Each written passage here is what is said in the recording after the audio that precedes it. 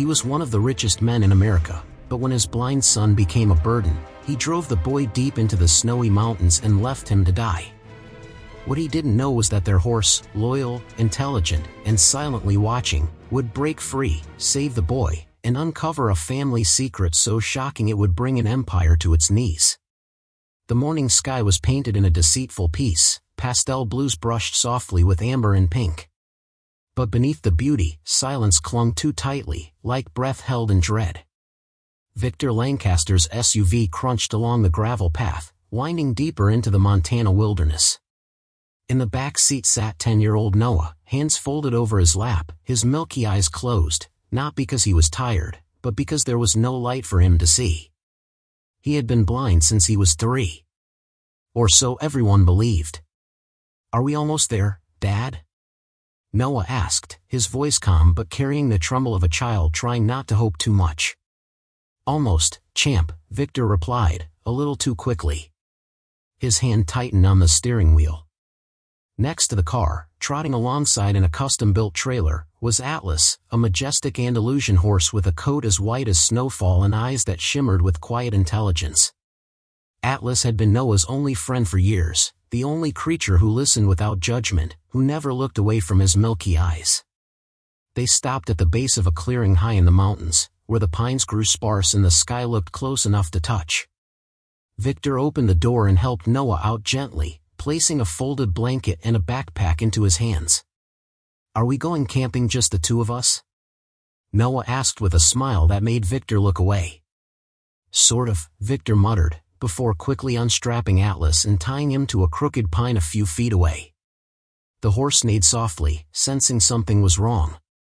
Victor led Noah to a fallen log near the edge of a drop-off. Snow was starting to whisper through the air.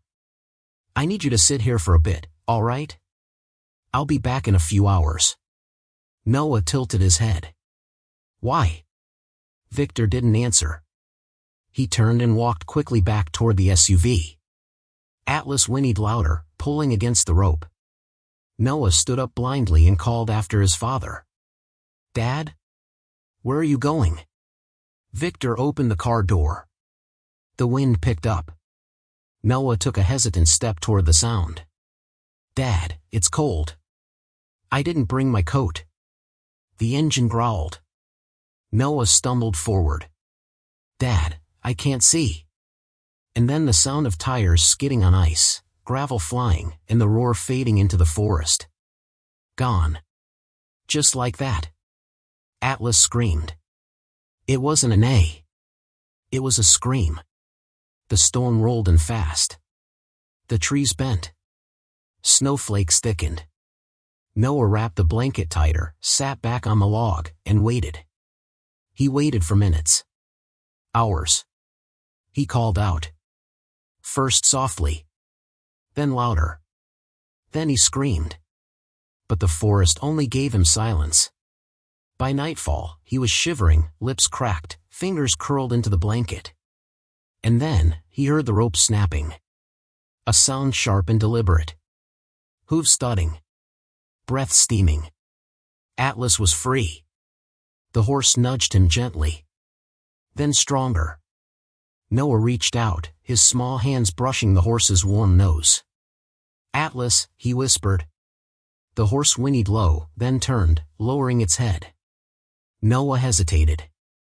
Then, guided by instinct and something deeper, he gripped the horse's mane and pulled himself onto Atlas's back. They moved into the storm.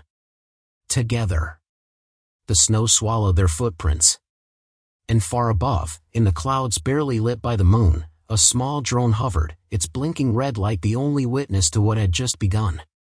The storm raged through the night, but Atlas never slowed. Guided by instinct, memory, and something more elusive, love, he navigated the icy terrain with uncanny precision. Noah clung to his back, blind but alert, sensing every subtle shift in movement. By dawn, they reached the edge of a valley. A weather-worn cabin stood tucked against the trees, smoke curling from its chimney. Inside was Mariah. A woman in her late 50s, Mariah had lived there for years, tucked away from the world by choice and pain. She opened the door with a shotgun in one hand and disbelief in her eyes. "Noah?" Noah looked toward the voice. "Do I know you?" She stepped forward, dropping the gun, tears welling up. "You wouldn't remember me. I was your nanny once. A long time ago." She took them in without hesitation. Atlas was given warm oats in a dry stable. Noah was wrapped in wool blankets and set beside a fire. Mariah listened as he spoke, slowly, softly, about being left behind. Her hands trembled as she stirred soup. "I always knew he had it in him," she muttered. "Victor. He's not a father. He's a machine in a suit." Noah turned toward her. "Why did he leave me?" Mariah hesitated. Then, she told him the truth, or at least what she knew. "You had a brother," she began. "His name was Elias. He was older. Smarter than most grown men at just 15. But there was something in him. Victor feared it." "Feared what?" Elias didn't listen. He questioned Victor. "He stood up for your mother when they fought. And then one day, he vanished.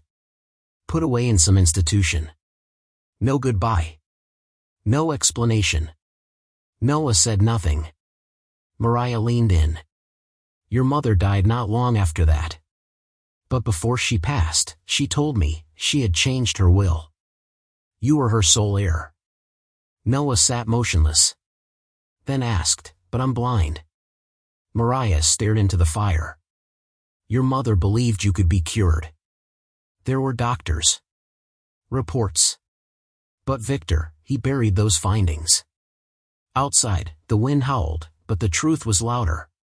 Back in the forest, far from sight, the drone returned to a hidden barn nestled between the hills. Inside, a man sat at a monitor. He leaned forward. Pulled off his hood. Elias. Alive. Watching. Planning. 3 weeks later, the world knew Noah Lancaster's name. The story broke on a grassroots investigative channel called Justice Voice, hosted by a pair of ex-journalists who'd gone independent after being silenced one too many times by corporate media. They ran with Mariah's testimony, the drone footage, and most importantly, the presence of Elias. Elias had never been insane. He had pretended. 4 years. Locked away in a private institution his father controlled, Elias had bided his time, studied human behavior, and mastered artificial intelligence. When he escaped 2 years ago, he didn't run. He watched. He built the drone system. He traced his father's business partners. And he waited for the moment Victor would make his final, unforgivable move. That moment had come in the mountains. With Mariah's help and Elias's evidence, Justice Voice handed everything to the state attorney. The charges came swiftly: attempted murder, abuse, endangerment of a minor, obstruction of medical care, and fraud. Victor Lancaster was arrested at a charity gala. Cameras caught his smirk twisting into confusion, then fury. The trial became a media circus. Noah, wearing a navy blue jacket and guided by Elias and Atlas, entered the courthouse through a side door. He couldn't see the flashbulbs, but he could hear the chaos. Still, he walked tall. In court, Victor's lawyers painted him as a misunderstood father, trying unconventional therapy. They claimed Noah had wandered off. That the drone footage was doctored. But then Elias took the stand. He presented the full suite of evidence. The raw drone footage, showing Victor abandoning Noah. A concealed camera installed in Victor's study, recorded years earlier, where he said, "If I can't control him, I'll make sure he doesn't control a damn thing I built." Medical reports Victor had suppressed, indicating Noah's condition was operable. In the final blow, a behavioral AI algorithm that analyzed Atlas's movements, tied to timestamps from the drone. The AI recreated the timeline in 3D before the jury, Victor tying the horse, walking Noah to the ledge, fleeing as snow began to fall. The room fell silent. Then Noah spoke. "I don't need to see his face to know he never loved me." His voice didn't shake. Not once. Victor's face crumbled. By the end of the week, he was found guilty on all counts. Elias embraced his brother in front of the cameras. Atlas stood at their side, still, noble, and steady, as he always had been. Victor Lancaster was sentenced to 25 years in a federal penitentiary without the possibility of parole. The courtroom had no applause, only silence, deep, stunned, and sacred.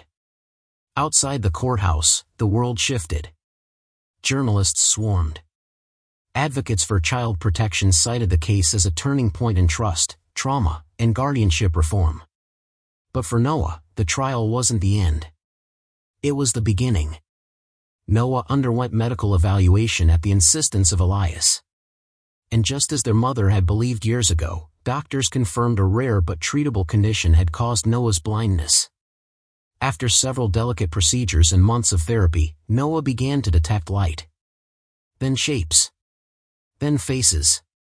The first face he ever truly saw was Elias's, older now, eyes tired but smiling. Then he saw Atlas. The sunlight on the horse's mane. The way he lowered his head and pressed it into Noah's chest. Tears came without shame. Mariah moved back in with them, refusing to take a dime but insisting on cooking every night. Elias sold off the last remaining shares of their father's company and used the money to start something new, a foundation called Atlas Haven, a retreat and rehabilitation center for children who had been neglected or abused, pairing them with animals trained in emotional therapy. Noah became the youngest board member and, later, a spokesperson. In one televised interview, he said, "When the world went dark for me, I had a father who tried to keep it that way. But I also had a horse who led me out, a brother who watched over me, and a stranger who remembered my mother's kindness. That's what saved me. Not revenge. Not punishment. Love." Victor never spoke publicly again.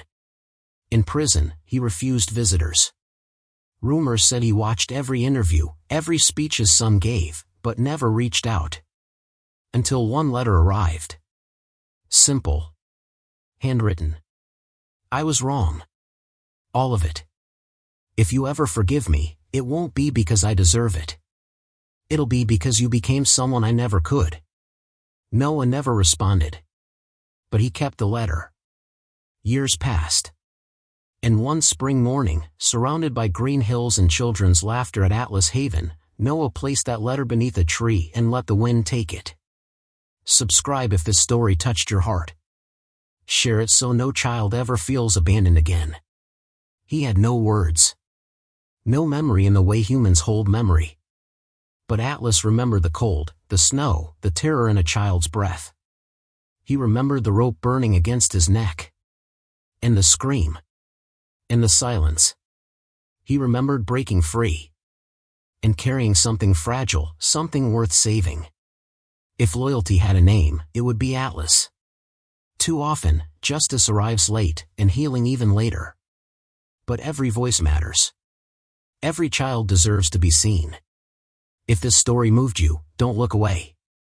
Support organizations that fight for vulnerable children. Volunteer.